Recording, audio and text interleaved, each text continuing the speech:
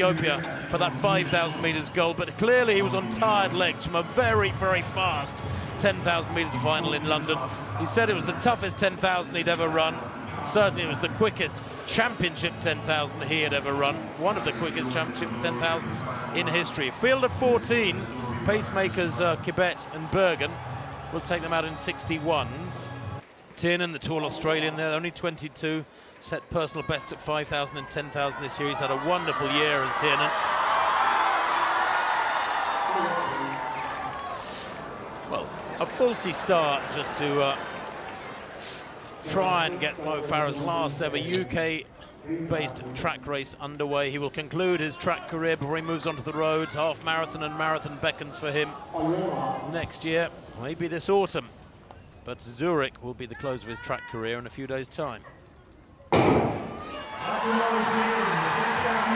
Now, the first pacemaker should be Vincent Kibet. He's due to go out in 61 seconds per lap for the first 3 laps, and then Bethwell Bergen will take over and take them to 5 laps, 2/3 of the distance, 2,000 metres in 5:05, 5:06.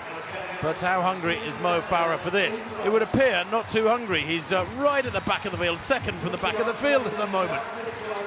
Yeah, I think, I mean, the pace, you know, once they get underway, we're looking at around about, what, 7:37 or something like that on 61-second laps. But Mo right at the back. He'll want to do this with as little effort as possible, I would think. But you're quite right with that 10,000 metres in the World Championships. Took a lot out of him, and I think that contributed to his, by his own very high standards, his demise in the 5,000 metres. He fought so hard. But third or fourth from the back of this race now. When you look at a biography of Mo Farah, well, all you have to say is he's done everything. Because as far as championships, Olympics, world championships are concerned, we're talking about multiple Olympic champion, multiple world champion. Such is the legend that is established for British long-distance running and world long-distance running. It is the end of an era, there's no doubt about that. When Mo Farah hangs up his track spikes, Britain will be looking for their next middle or long distance heroes. They come down in front of us though now with 6 laps to run. It is Kibet from Bethwell Bergen. In 3rd place is Hassan Mead, who is 15th in the World Championship at 10,000 metres. He is a 3:37 man at 1,500 metres, has good speed. Well, Mo Farah has now moved up into 7th place as the pack bunches a little bit behind the pacemakers. They are moving at just outside the required tempo, 61 seconds per lap. The rain has started coming down, by the way. There's quite a constant drizzle now out there on the infield. But Andy Butchart has moved up into 4th place, looking strong behind Hassan Mead, or just beside Hassan Mead in the white vest. Mo Farah there in what, 7th place at the moment, just ahead of McCall in the black socks.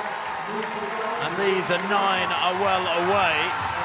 The tempo, as I was saying, at around 7:40 tempo now as they come into the straight. It's Bergen from Kiplagat, and then Mead, Tiernan of Australia. Andy Butchart moves into 4th place. Mo Farah just shadowing his compatriot. McCall in turn in the green shorts is shadowing Mo Farah. That's Butchart in the green shorts in 4th place. 3rd now. And the laps are not quick, it's slowed a little bit, it's cool, it's wet. I reckon they're going to run around about 7:40 at this rate, Tim. I mean, they're way off the original 61-second per lap schedule, which was set, and that'll give 1 or 2 a chance, but Mo will now start moving and making his move. Well, Andy Butchart has made an aggressive move up into 2nd place and looks like he's hungry for this. There's quite a surge going on up front.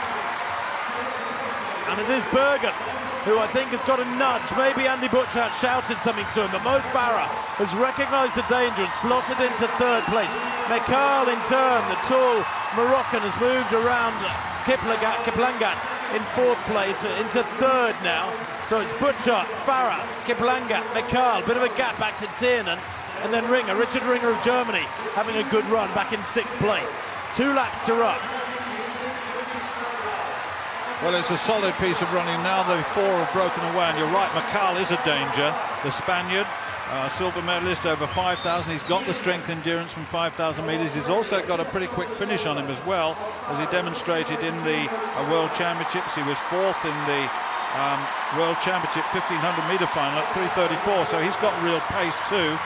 And we'll have to see how that goes. And Bouchard, I'm sure they'll run past Bouchard in the end, but I think you're right. McCall is a danger to Mo, but Mo has got that finish, we know. But how much tiredness is there in those legs? Bouchard from Mo Farah. Kiplanga, the youngster, in third place, only 19 years old, went down in his heat at the World Championships, the 5,000 metres for Kenya. It's Bouchard with 500 metres to run from Mo Farah. The crowd loving this one. This Alexander Stadium crowd roaring on their hero. He won here last year in 7:32. The final lap now for Mo Farah as he reaches the bell. Now, Kiplanga in second place, Bouchard third, McCall in fourth place. Could be a real threat here, McCall. Watch out for the Spaniard. I think I said he was a Moroccan. He's a Spanish 26-year-old. The European Championship silver medalist last year at 5,000. We know he's got good strength. And he moves onto the shoulder of Farah now, who looks relaxed. Quite a contrast to the features of McCall, the Spaniard grimacing there. Kiplanga on the inside, boxed, looks very relaxed. Could he be a danger? 200 metres to run. Mo Farah still looking strong. Going through the gears, gauging this up. Again and again, he's had the measure of the opposition. He's outwitted them, he's outsmarted them, and he looks like he's outsmarted this field once more as McCall in second place glances over his shoulder, looks legged here as Mo Farah surges down the home straight. The crowd rise to their feet in the home straight stand as he takes victory now, Mo Farah, with a final lap of around 57 seconds, 56.89. 7:38 the winning time for Mo Farah. Simple stuff for the multiple world and Olympic champion. And he sends this massive crowd here at Alexander Stadium home happy with what was a fairly textbook win for him. Whether it's top-level opposition or a moderate field like this, Mo Farah has again and again coped with them with consummate ease at world and Olympic level, at European Championship level too. And this man whose legacy, well, we hope will have inspired many, many youngsters into the sport of middle and long distance running. Good hug there from, of course, the man who's produced perhaps the performance of the meeting with that high jump win in 2:40. But Mo Farah, or perhaps fittingly, Stuart, after so many great races and the British soil, British climate on the country, on the roads and on the track, finishing with just a little bit of rain to anoint him as once again a fabulous victor.